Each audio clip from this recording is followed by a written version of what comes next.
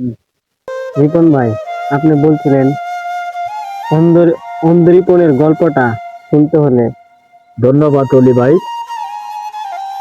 শুনতে হলে সম্পূর্ণ পর্বগুলো দেখতে হবে, তাহলে এখান থেকে অনেক কিছু জানতে পারবেন, অনেক অজানা প্রশ্নের উত্তর পেয়ে যাবেন এবং আমার জীবনে 5টি প্যারানর্মাল ঘটনা যার ব্যাখ্যা আজও পাইনি, এবং তখন তো আমি ছোট ছিলাম, কারোর সাথে বলার সাহসও করতে পারিনি এবং বলতে চাইলেও কেউ বিশ্বাস করতো না। এখনো কাউকে আমি বলি নাই, এই প্রথম আপনাদের সবার সাথে আমি শেয়ার করব 5টি প্যারানর্মাল ঘটনা। আমি নিজে এখনো সেটির উত্তর খুঁজি, কিন্তু সেটির উত্তর খুঁজে পাই না। যাই হোক, যেটি বলতেছিলাম, তো এর ভিতর আরেকটি কথা আমি বলে গেছি। আমার ছোটবেলায় একটা শিশু ডায়রিয়া হয়, এই কথাটা সামনে আসবে, কেন এটার সাথে সামনে কিছু কথা এটার সাথে যোগ আছে। সেই জন্য আমি এটা বলে নিলাম। 6 মাস বয়সে কিন্তু আমার একটা শিশু ডায়রিয়া হয়। আমার বাবা মা সবাই মানে অনেক ভেঙে পড়ে, সবাই মনে করে যে আমি বাঁচবো না, আমি মারা যাব।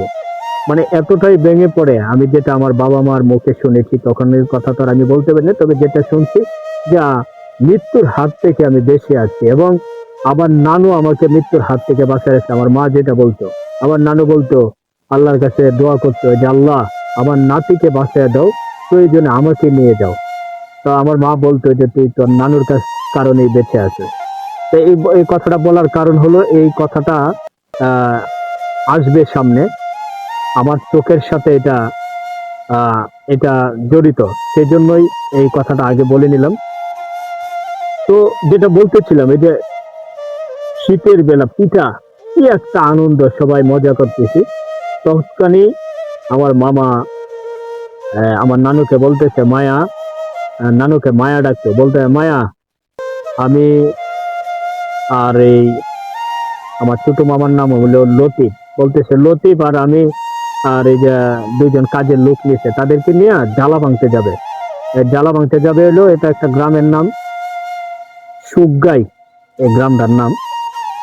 তো ওই জায়গা যাবে, তখন আমি বলতেছি নানুরে, আমিও বাইনা ধরছি যে নানু হ্যাঁ এই কথাটা যখন বলছে, তখন আমিও বাইনা শুরু করেছি, নানু আমিও যাবো।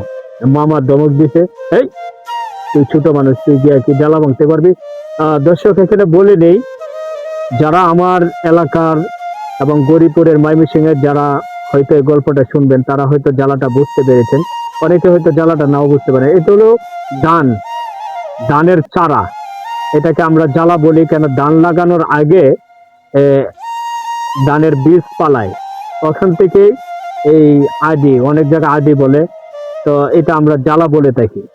এটা ধানের চারা, যেটা রোপণ করলে ধান হয়, এটাকে জ্বালা বলি। তো